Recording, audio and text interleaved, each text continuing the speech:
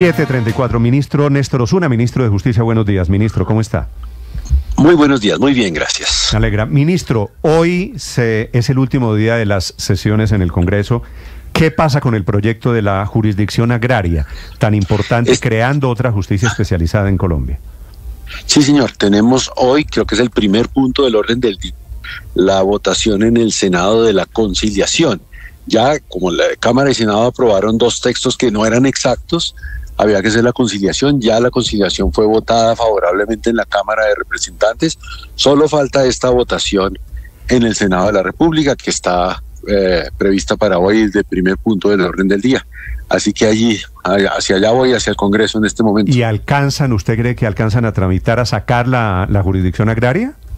Sí, porque solo falta eso, la votación de conciliación en el Senado, la ley estatutaria.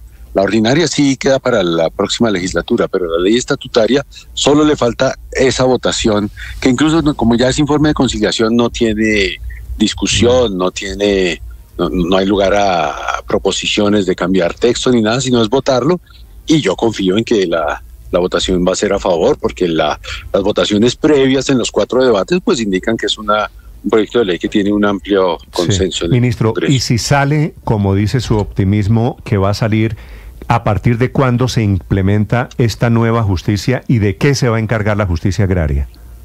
Bueno, entonces, de alguna manera la justicia agraria ya está funcionando porque está en la Constitución. Esta ley estatutaria pasa primero a control oficioso en la Corte Constitucional, pero mientras eso ocurre ya están creados, digamos, formalmente por el Consejo de la Judicatura los primeros 30 despachos judiciales agrarios y la primera sala de tribunal, y progresivamente se irá aumentando el número de despachos. Esta jurisdicción se va a encargar de resolver los pleitos, los litigios que surgen en el mundo rural. Y la peculiaridad que tiene esta jurisdicción es que resuelve tanto asuntos de derecho privado, mejor decirlo, tanto pleitos que surgen entre particulares como pleitos que puedan surgir entre un particular y el Estado. Entonces, digamos, pleitos de propiedad, de linderos, de cosecha, pero también pleitos de uso del suelo, de asignación de baldíos. Todo lo puede resolver el mismo juez, sin importar si el asunto es de administrativo o de civil. Y el procedimiento pues va a ser mucho más rápido, más expedito que los procedimientos actuales.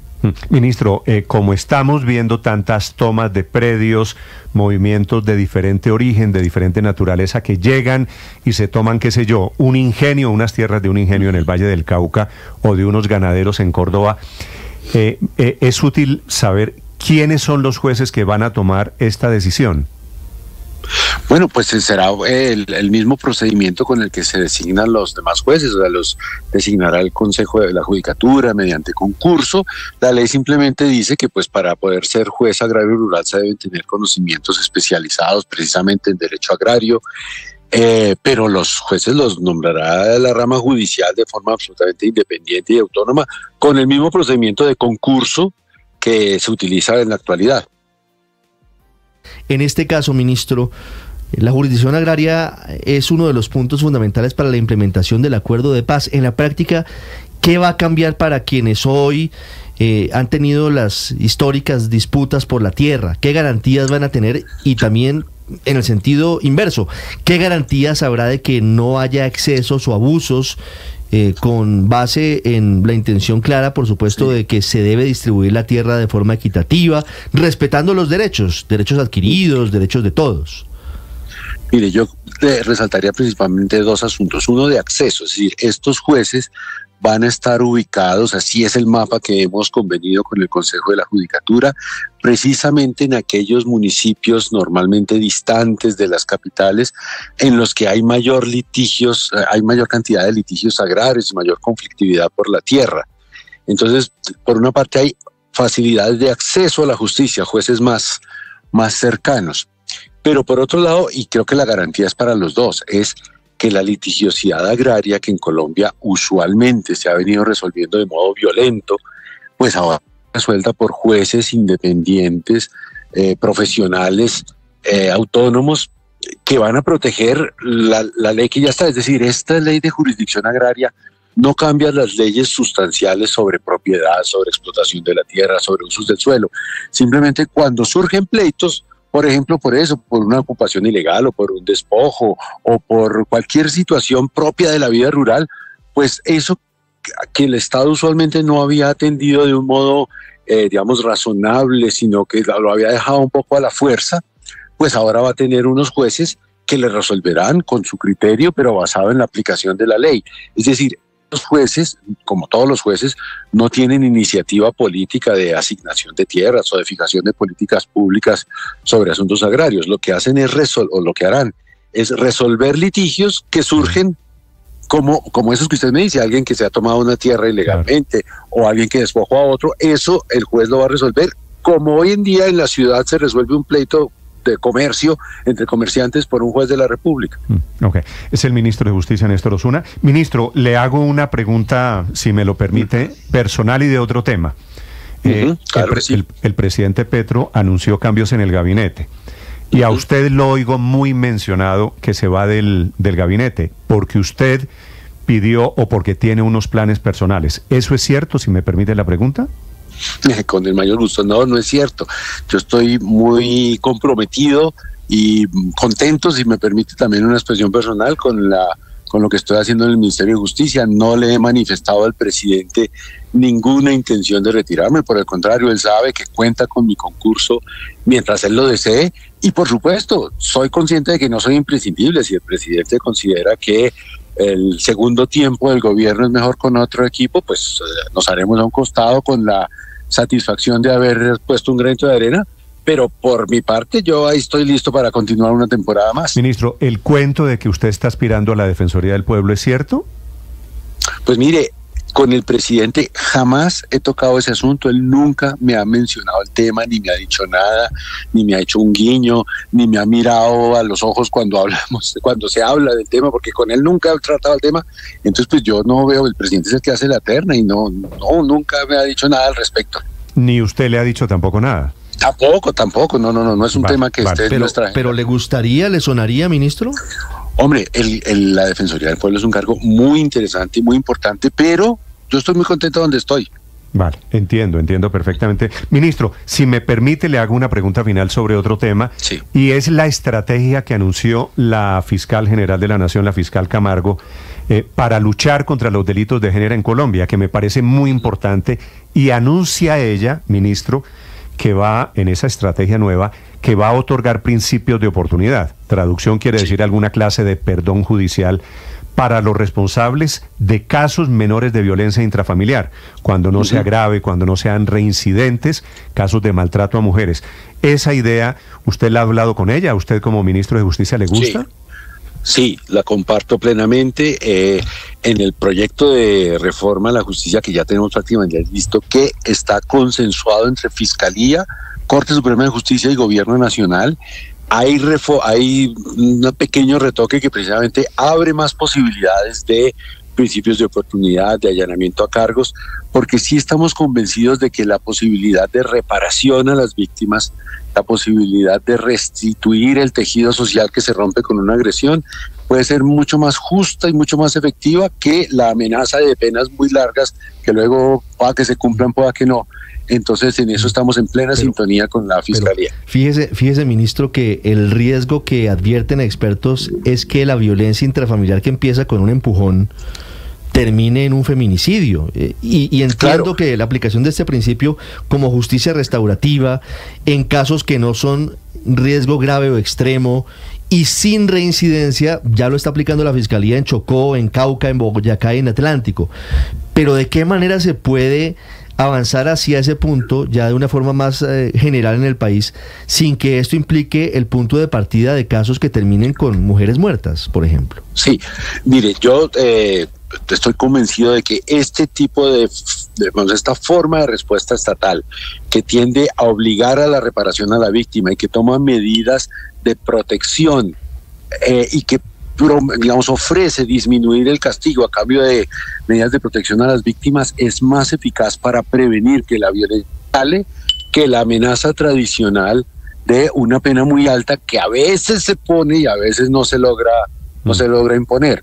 Entonces yo considero, y la evidencia nos dice, que esto puede ser más útil, pero de paso le anuncio, esto lo vamos a complementar con un proyecto de ley que también está listo para presentar el 20 de julio sobre, se llama erradicación, por lo menos intentar erradicar los delitos basados en violencia de género, que no contiene por primera vez, digamos, en los años recientes, una estrategia simplemente de aumentar las penas, sino por el contrario, sin tocar las penas, que ni se aumentan ni se disminuyen, lo que tiene es una cantidad de herramientas para darle a la Fiscalía herramientas especiales de investigación, protocolos de investigación, darle acompañamiento a las víctimas, como rediseñar las comisarías y las comisarías de familia y las defensorías de familia, porque definitivamente es un problema muy grave. Pero, que ministro, tenemos que enfrentar de modo novedoso. De lo que estamos hablando es, si yo le pego a mi esposa, le pego una cachetada, qué sé yo, le empujo,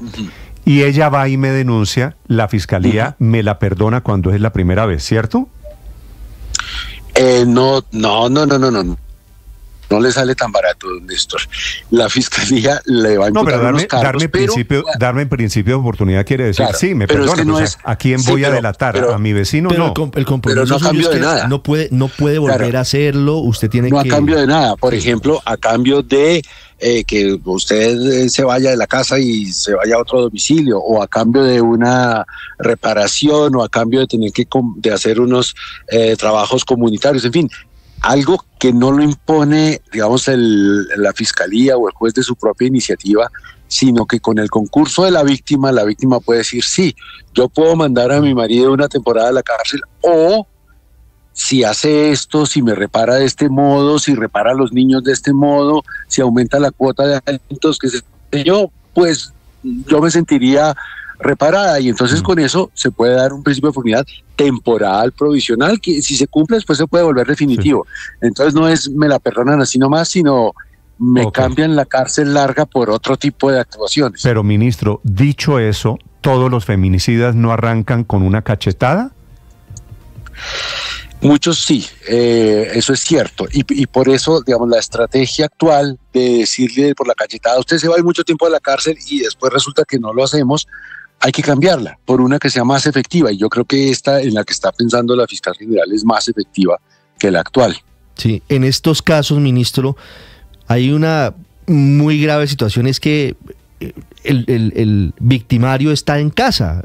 En estos episodios de violencia de género, de violencia intrafamiliar, de feminicidios, muchas veces el victimario está en la casa. Esta posibilidad de aplicar este principio de oportunidad temporal no abriría la puerta a que ese victimario permanezca al lado de la víctima y propicie escenarios más graves? ¿O cómo se contempla la posibilidad de que haya un alejamiento o una medida que evite que siga permaneciendo el modelo de victimización, que es uno de los elementos que plantea la Fiscalía en su política? Pues mire, es que ahí se pueden tomar muchas medidas. Como le digo, esto no está tasado en la ley, sino que es fruto del acuerdo que se llegue entre las partes. Entonces puede ser que una de las consecuencias sea, mire, usted puede evitar la cárcel, pero se va y se busca otra casa por imposición del juez, o tiene prohibido acercarse a la víctima, y donde la víctima simplemente ponga en el teléfono, en el botón rosa, que el victimario se volvió a acercar, se pierden todos los beneficios, y ahí sí se va para la cárcel, a la cárcel larga, esa con la que normalmente lo amenazamos o lo amenaza la ley.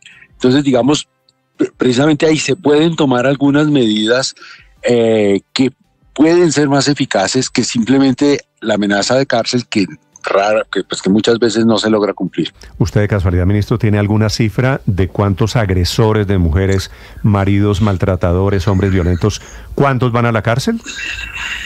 Sí, pero como que iba en el carro hacia el Congreso me cogió sin papeles, pero mire, son hechos muy graves. Hay delitos de violencia sexual, casi que cada minuto se comete uno en Colombia, casi siempre contra mujeres.